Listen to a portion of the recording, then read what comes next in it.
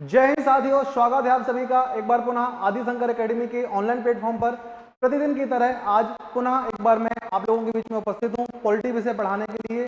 यह कक्षा आपके लिए शुरू तो की गई थी वर्ग 3 चयन परीक्षा को लेकर, लेकिन मैं आपको एक बार फिर बता देना चाहूँ, आपको इस क्लास में जो कंटेंट मिलेगा, आपको इस क्लास के माध्यम से जो कंटेंट मिलता है वह न केवल वर्ग 3 चयन परीक्षा में आपके काम आने वाला है, अपितु तो आप किसी भी एग्जाम में प्रिपरेशन कर रहे हो जहां पॉलिटी विषय आ रहा है वहां आपके लिए यह क्लास लाभदायक सिद्ध होने वाली है। आपको पूरी आदि शंकर एकेडमी की टीम आपके लिए बिल्कुल लगी हुई है।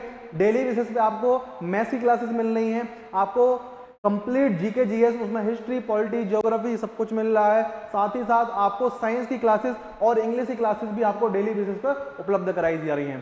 तो आप, हमारी टीम तो आपके लिए तत्पर है, हर प्रकार से मेहनत करने के लिए, सब कुछ करने के लिए आपका भी साथ बहुत जरूरी है। आपको अगर हमारी टीम की मेहनत अच्छी लग रही है तो आपको ज्यादा से ज्यादा लोगों तक हमारे चैनल को शेयर करके और सब्सक्राइब भी करना है, और वीडियोस को कंटिन्यू आपको क्या करना है, शेयर करना है और लाइक तो करना ही है ना।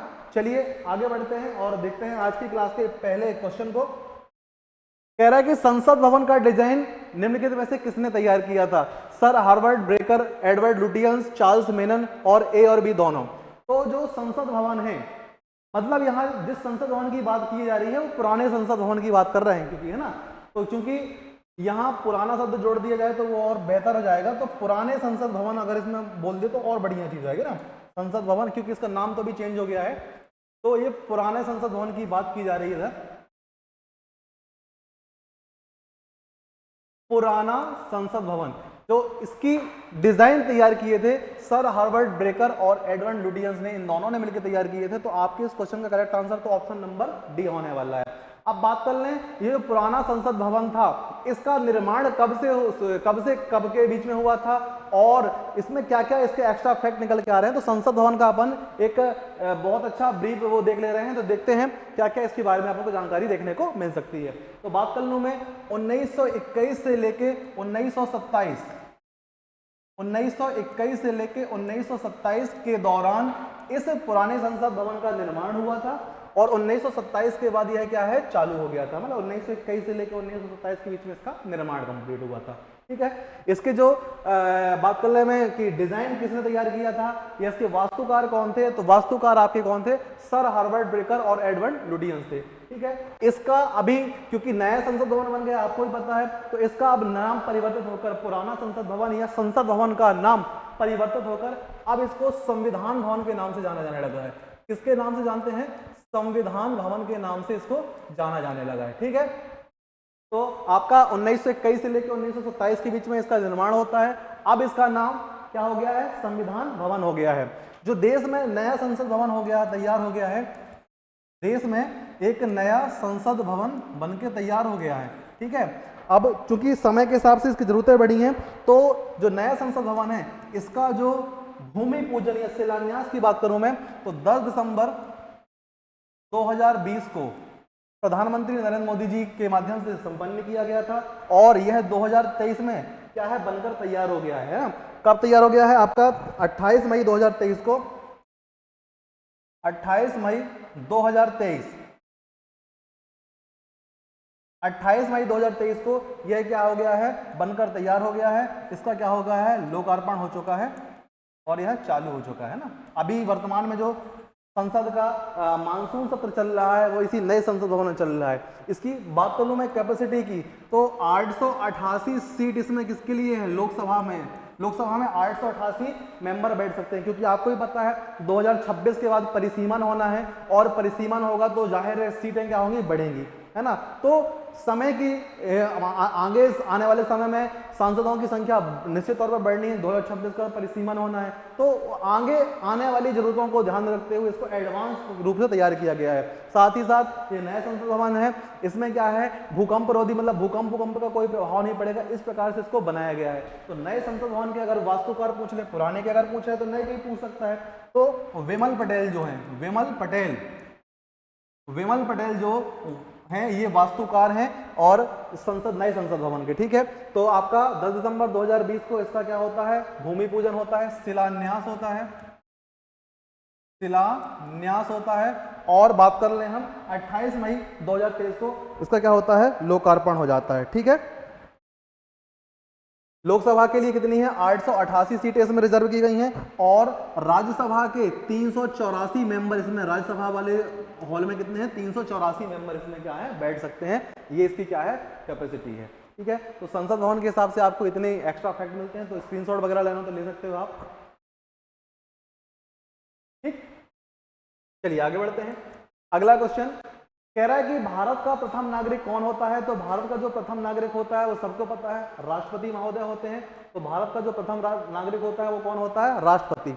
राष्ट्रपति से ज्यादा अभी के जो करंट सिनेरियो में वो ज्यादा चर्चा में है आपका उपराष्ट्रपति। तो प्रथम नागरिक तो कौन होता है, राष्ट्रपति होता है। और बात कर लें दूसरा नागरिक कौन होता है, संवैधानिक रूप से सबसे संवैधानिक प्रमुख तो कौन होता है, राष्ट्रपति होता है। और दूसरे नंबर पर कौन होता है, उपराष्ट्रपति। उपराष्ट्रपति अभी आपके एग्जाम पॉइंट ऑफ व्यू से इंपॉर्टेंट इसलिए हो जाता है क्योंकि देश के उपराष्ट्रपति माननीय श्री जगदीप धनखड़ जी ने अपना कार्यकाल पूरा होने से पहले ही क्या दे दिया है, इस्तीफा दे दिया है। स्वास्थ्य कारणों का हवाला देते हुए उन्होंने इस्तीफा दे दिए। तो ये भी आपके लिए एग्जाम पॉइंट ऑफ व्यू से क्या हो जाते हैं, इंपॉर्टेंट हो जाते हैं। तो बात कर लो राष्ट्रपति। तो राष्ट्रपति के जो अनुच्छेद है मुख्यतः वो 52 से लेके 62 तक इसमें क्या है आपको देखने को मिल जाएंगे। तो 52 आर्टिकल नंबर 52 से लेके आर्टिकल नंबर 62 तक ऐसी कुछ भी जानकारी पूछी जा रही है जो कि क्या है, राष्ट्रपति से संबंधित है। तो आपको अगर तुक्का भी लगाना है, कुछ भी नहीं पता, तो आप 52 से 62 के बीच में क्या है, मुख्यतः राष्ट्रपति के बारे में बताया गया। और आर्टिकल नंबर 63 से लेकर 73 तक किसकी चर्चा की गई है, आपके उपराष्ट्रपति के अनुच्छेदों की चर्चा की गई है। तो देश का संवैधानिक प्रमुख सबसे पहला नागरिक कौन है, आपका राष्ट्रपति महोदय, महामहिम राष्ट्रपति जी हैं। और दूसरे नंबर पे कौन आता है, उपराष्ट्रपति। उपराष्ट्रपति को पढ़ना इसलिए जरूरी है क्योंकि अभी इन्होंने इस्तीफा दिए हैं, तो आपके लिए एग्जाम पॉइंट ऑफ व्यू से बहुत इंपॉर्टेंट हो जाता है। ठीक, बात कर लें प्रधानमंत्री। तो प्रधानमंत्री के लिए आपको आर्टिकल नंबर 75 देखने को मिल जाता है। इसमें आपको 75 में कि जो राष्ट्रपति महोदय होते हैं वह प्रधानमंत्री की नियुक्ति करते हैं। और प्रधानमंत्री होता कौन है, लोकसभा में बहुमत दल का जो नेता होता है वो कौन होता है, प्रधानमंत्री होता है। और प्रधानमंत्री की सलाह पर क्या है, मंत्रिपरिषद का गठन करता है राष्ट्रपति। आर्टिकल नंबर 75 में लिखा है। ठीक, चलिए आगे बढ़ते हैं और देखते हैं अगला क्वेश्चन। कह रहा है कि किस अनुच्छेद के तहत राष्ट्रपति लोकसभा को भंग कर सकता है।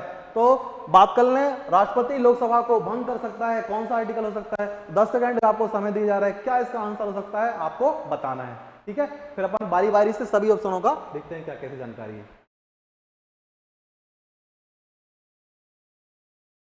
तो बात कर लूं मैं आर्टिकल नंबर 784 की। तो इसमें सांसद बनने की क्या क्या योग्यताएं हैं इनके बारे में आपको बताया गया है। जैसे मोटा मोटा बता दूं कि लोकसभा में यदि किसी को सांसद बनना है लोकसभा का, तो उसकी उम्र क्या हो, 25 वर्ष हो, वह भारत का नागरिक हो, वह लाभ के पद में ना आ रहा हो। ये सब चीजें जो मोटी मोटी हैं आपको वो बताई जाती है ना। तो 25 साल मिनिमम उम्र हो और लाभ का पद धारण न करता हुआ भारत का नागरिक हो, दिवालिया या पागल घोषित ना हो, है ना, ये सब योग्यताएं हैं। तो आर्टिकल नंबर 84 क्या होता है, सांसद बनने के लिए क्या क्या योग्यताएं हैं इनके बारे में कौन बताता है, आपका आर्टिकल नंबर 4। और बात कर लें हम राज्यसभा का सांसद बनने के लिए, तो एज क्या है आपकी 30 ईयर्स, है ना।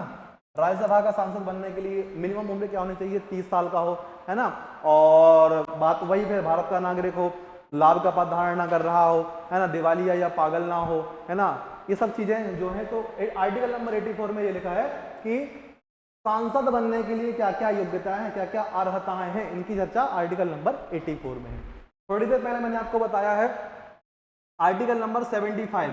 आर्टिकल नंबर 75 इसमें क्या है, जो हमारे देश के प्रेसिडेंट होते हैं, राष्ट्रपति होते हैं, वह लोकसभा में विश्वास मत प्राप्त बहुमत दल के नेता को क्या करते हैं, भारत का प्रधानमंत्री नियुक्त करते हैं आर्टिकल नंबर 75 के तहत। और प्रधानमंत्री की सलाह से मंत्रिपरिषद का गठन किया जाता है। ये किसमें लिखा गया है, आपके आर्टिकल नंबर 75 में। और बात कर लें हम आर्टिकल नंबर 85 की। तो आर्टिकल नंबर 85 के तहत जो राष्ट्रपति महोदय होते हैं वह लोकसभा को क्या कर सकते हैं, भंग कर सकते हैं। और लोकसभा को भंग करने की शर्त क्या होती है कि राष्ट्रपति को जब यह विश्वास हो जाता है कि जो प्रधानमंत्री है, जो मौजूदा सरकार है, उसका लोकसभा में बहुमत नहीं है ना, या प्रधानमंत्री अपना इस्तीफा दे दे, है ना। तो इन सब स्थितियों में जो देश के राष्ट्रपति हैं वह आर्टिकल नंबर 85 के तहत लोकसभा को क्या कर सकते हैं, भंग कर सकते हैं। लोकसभा को क्या कर सकते हैं, भंग कर सकते हैं। और बात कर लें हम आर्टिकल नंबर 86 की। तो आर्टिकल नंबर 86 ये कहता है कि जो राष्ट्रपति महोदय होते हैं वह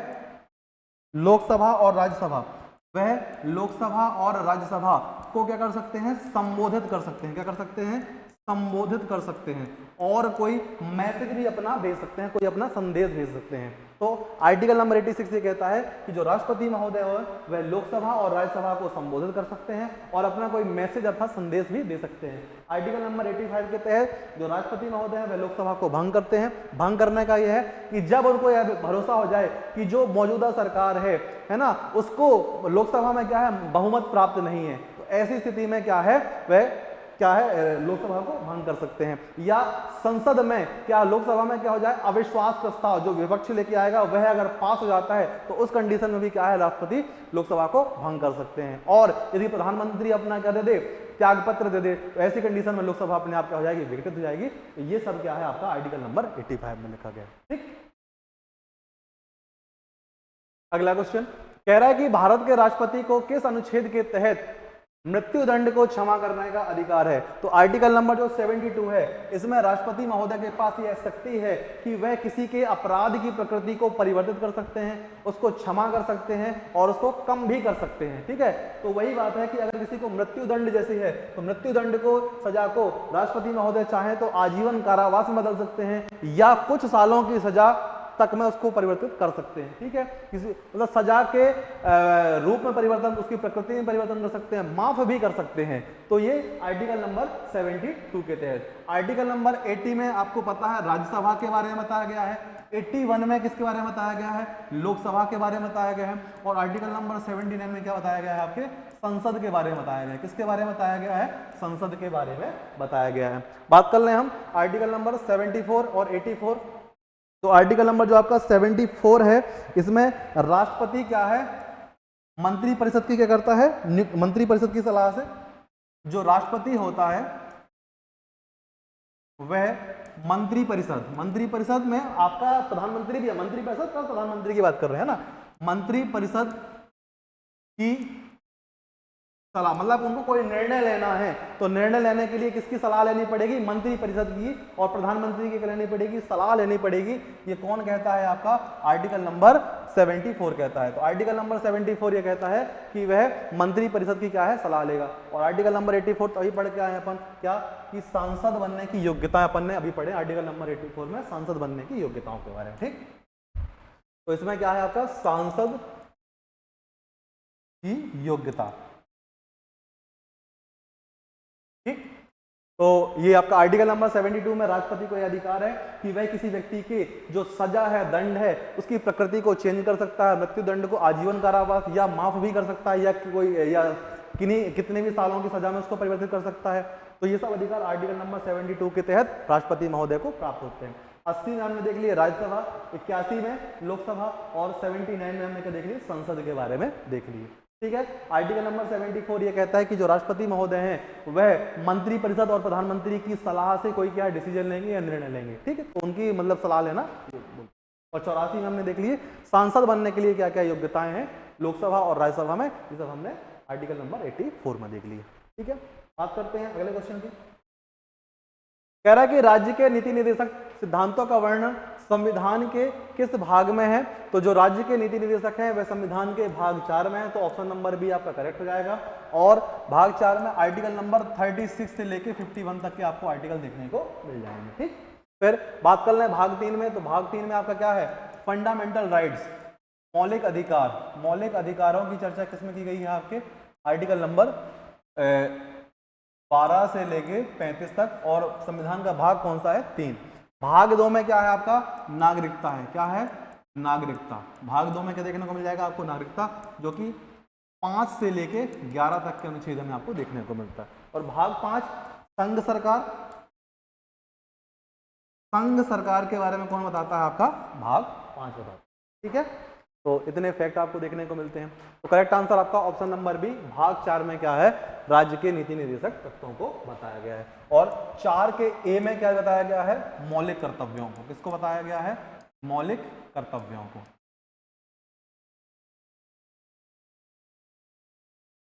कह रहा है कि मौलिक कर्तव्य किस देश से लिए गए हैं। तो मौलिक कर्तव्यों को हमने पूर्व सोवियत संघ रूस से लिए हैं। ठीक है, और कनाडा से हमने क्या लिए हैं, अपने संविधान में संघीय व्यवस्था को लिए हैं। किसको लिए हैं, संघीय व्यवस्था को हमने किससे लिए हैं? कनाडा के संविधान से। संघीय व्यवस्था की बात कर लो, संघीय व्यवस्था क्या कहलाती है? जहां देश में शासन प्रशासन क्या है, दो अलग अलग उनके, जहां शक्ति का बंटवारा दो अलग अलग उसमें बटी होती है, वहां क्या है? संघीय, जैसे राज्य सरकार और क्या है, केंद्र सरकार में बटी हुई होती है। तो ऐसी व्यवस्था क्या कहलाती है? संघीय शासन व्यवस्था कहलाती है। ठीक है। और यूएसए से हमने क्या लिए हैं? फंडामेंटल राइट्स लिए हैं, मौलिक अधिकारों को हमने अमेरिका से लिए हैं। ठीक है, तो ये आपको जानकारी देखने को मिलती है। आगे बढ़ते हैं। भारत के प्रथम राष्ट्रपति कौन थे? तो भारत के प्रथम राष्ट्रपति कौन थे? डॉक्टर राजेंद्र प्रसाद। कौन थे? डॉक्टर आपके देश के पहले राष्ट्रपति थे। ठीक है, तो डॉक्टर राजेंद्र प्रसाद पहले राष्ट्रपति थे। सबसे लंबे समय तक भी ये कितने बार बने हैं? 2 बार बने हैं। कितने बार बने हैं? एकमात्र ऐसे राष्ट्रपति हैं जो कि 2 बार बने हैं। ठीक है, तो सबसे लंबा कार्यकाल भी इन्हीं का था। सबसे लंबा कार्यकाल इन्हीं का था। ठीक, तो एक ट्रिक आपको मैं बता दूं भारत देश के राष्ट्रपतियों को याद करने की।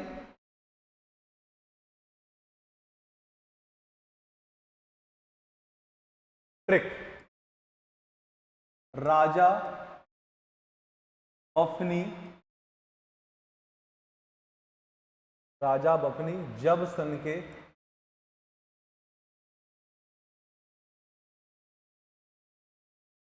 प्रतिभा पर। ठीक है, अब इनके माध्यम से अपन देश के राष्ट्रपतियों को याद करते हैं। तो रा से आ जाएगा आपका राजेंद्र प्रसाद पहले नंबर के, और रा से एक और निकल के आता है आपका राधा कृष्णन जी। फिर बा से आ गया आपका बीवी गिरी, तो ये भी तो जा रह गया ना। जा से हो गया क्या? जाकिर हुसैन।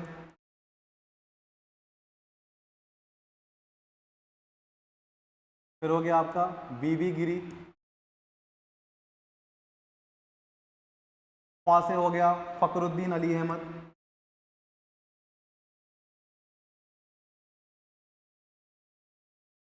नी से हो गया नीलम संजीव रेड्डी।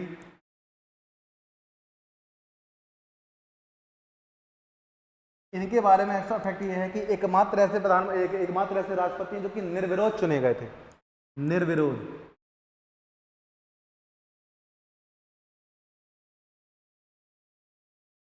ठीक है, जा से हो गए आपके ज्ञानी जेल सिंह।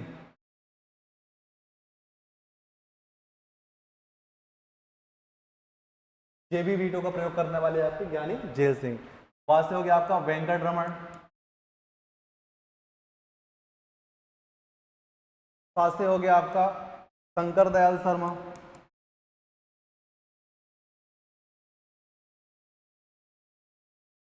ठीक, कैसे हो गया आपका एपीजे अब्दुल कलाम। प्रतिभा से हो गया प्रतिभा देवी पाटिल। प्रतिभा प्रतिभा से हो गया प्रतिभा देवी सिंह पाटिल। प्रतिभा पाटिल। पास से हो गया आपका प्रणब मुखर्जी।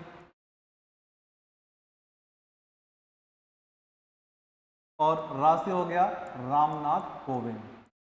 और वर्तमान में जो हमारी द्रौपदी मुर्मू जी हैं वो तो है ही है। उसके बाद तो राजा बफनी जब सन के प्रतिभा पर द्रौपदी, और आप आगे जोड़ लो द्रौपदी। द्रौपदी मुर्मू भी वर्तमान में आपकी देश की राष्ट्रपति हैं। तो ये ट्रिक है, राजा बफनी जब सन के प्रतिभा पर।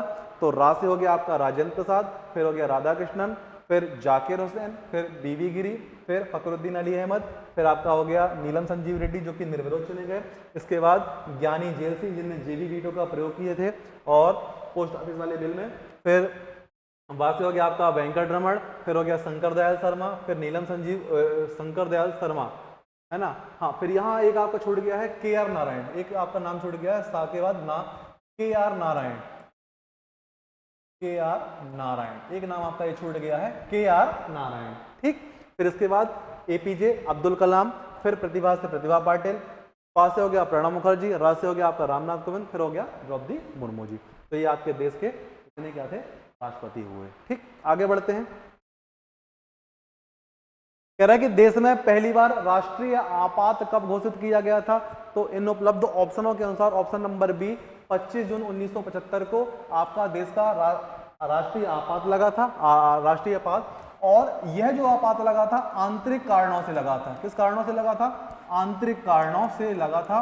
और इस समय जो पीएम थी वो कौन थी? इंदिरा गांधी। कौन थी? इंदिरा गांधी।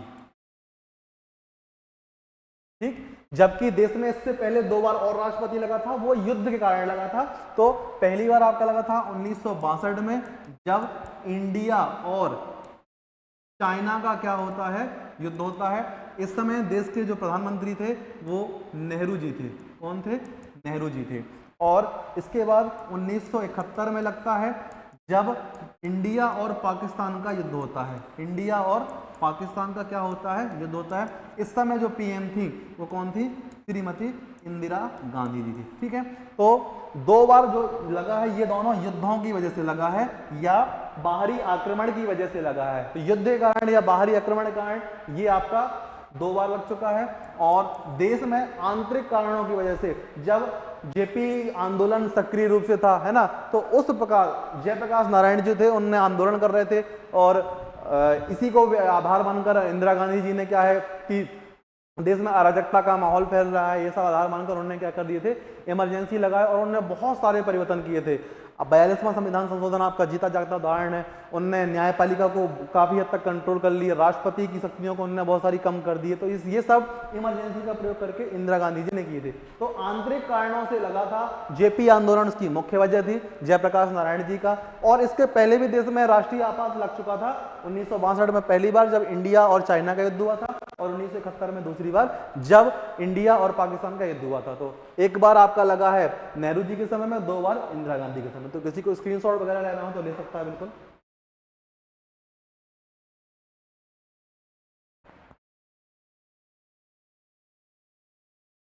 ठीक। तो अगर आपको इसके और एक्स्ट्रा फैक्ट चाहिए तो अपन और देख सकते हैं कि इसमें और क्या भी अपन ऐड ऑन कर सकते हैं चीजें। तो बात कर लें हम राष्ट्रीय आपात। तो आपातकाल की अगर हम बात कर लें, संविधान के किस भाग में चर्चा है? तो भाग नंबर 18 में। और आर्टिकल नंबर कहां से लेके? 352 से लेके कहां तक? 360 तक। ठीक है। मुख्यतः 3 प्रकार से क्या है आपके जो आर्टिकल तो इंपॉर्टेंट है। एक है आपका 352, जिसके तहत क्या लगता है? राष्ट्रीय आपात लगता है। क्या लगता है? जिसके तहत राष्ट्रीय आपात लगता है, नेशनल इमरजेंसी लगती है। ठीक है। अब तक कितने बार लगी है? 3 बार लगी है। 1962, 71 और 1962, 71 और आपका 1975 में लगती है। ठीक। फिर इसके बाद आपका राष्ट्रपति शासन, जो कि आपका 356 आर्टिकल में देखने को मिल जाएगा। राष्ट्रपति शासन।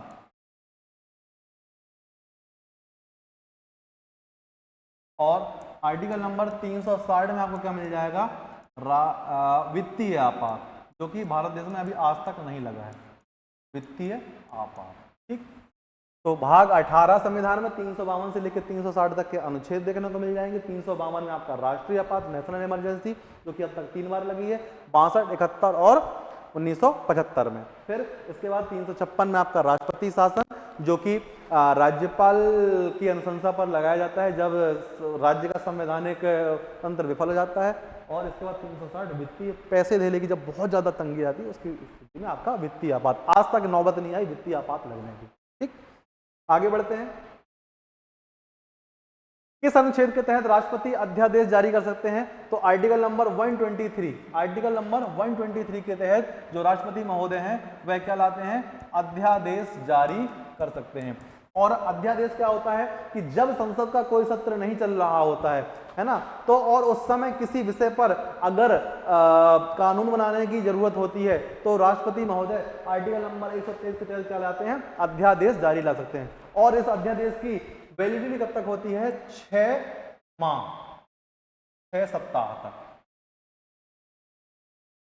इसके अंतर्गत उसको पास करवाना पड़ेगा, सदन में चर्चा करके दोनों सदनों से उसको पास करवाना पड़ेगा। राष्ट्रपति महोदय के साइन कराने होंगे, अन्यथा यह अपने आप ही क्या हो जाएगा? समाप्त हो जाएगा। तो अधिकतम 6 माह 6 सप्ताह तक क्या है, यह मतलब प्रभावी रह सकता है या इसकी मान्यता रह सकती है। इसके बाद यह क्या हो जाएगा, अगर संसद में इसके माध्यम से इसको पास नहीं कराया गया तो इसकी कोई संवैधानिक मान्यता नहीं रह जाएगी। 6 माह 6 सप्ताह के अंदर इसको पास कराना होगा। और इस अध्यादेश को वो सभी शक्तियां प्राप्त होती हैं जो संसद के द्वारा कोई बिल पास होता है और अधिनियम बन जाता है, एक्ट बन जाता है, उतना ही पावरफुल होता है कौन, ये अध्यादेश। बस लेकिन इसको शर्त यह है, जब यह अध्यादेश लाया गया है इसके 6 माह 6 सप्ताह के भीतर उसको संसद से करवाना पड़ेगा, पास मंजूरी लगानी पड़ेगी, मतलब दोनों सदनों से पास हो और राष्ट्रपति के क्या हो, साइन हो। तब अगर नहीं होता है तो वह अपने आप इस समय अवधि के बाद वह हो जाएगा, प्रभाव उसका खत्म हो जाएगा। और उसके पास पावर वही है जो एक संसद से पास अधिनियम उसमें बिल में है, जो अधिनियम बन जाता है, उतना ही पावरफुल होता है आपका अध्यादेश। तो आर्टिकल नंबर 123 आगे बढ़ते हैं। कह रहा है कि दोनों सदनों की जो संयुक्त अधिवेशन किस अनुच्छेद के तहत बुलाया जाता है, तो मैंने आपको बताया है कि देखो 1 जीरो पहले से था, 1 जीरो अपन ने और लगा दिए, तो कितने 2 जीरो को अपन ने इकट्ठा कर दिया, कितना बन गया 8। आर्टिकल नंबर 108 इसके तहत क्या होता है आपका, संयुक्त अधिवेशन के बारे में होता है। इसको बुलाते कौन है, तो इसको बुलाते कौन है, देश के राष्ट्रपति महोदय बुलाते हैं। कौन बुलाते हैं, राष्ट्रपति बुलाते हैं। और इसकी जो अध्यक्षता है वह कौन करता है, तो लोकसभा के स्पीकर, अगर ये नहीं है किन्हीं कारणवश तो लोकसभा का उपाध्यक्ष, और जो राज्यसभा के उपसभापति महोदय हैं वो आपके इस संयुक्त अधिवेशन हो गया, आपका जो ज्वाइंट सेशन हो गया, इसकी कर सकते हैं, अध्यक्षता करते हैं। ठीक, correct answer option number C होने वाला है। आगे बढ़ते हैं।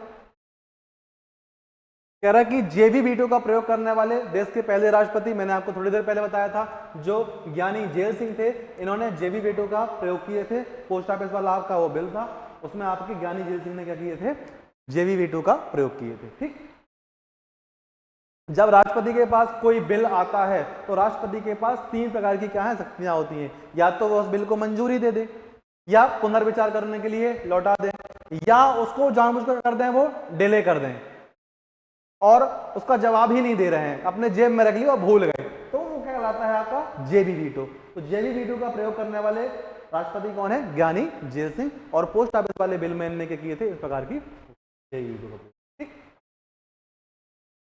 तो फिर आज की क्लास में इतना ही, और आशा है कि आप लोगों को आज की क्लास अच्छी लगी होगी।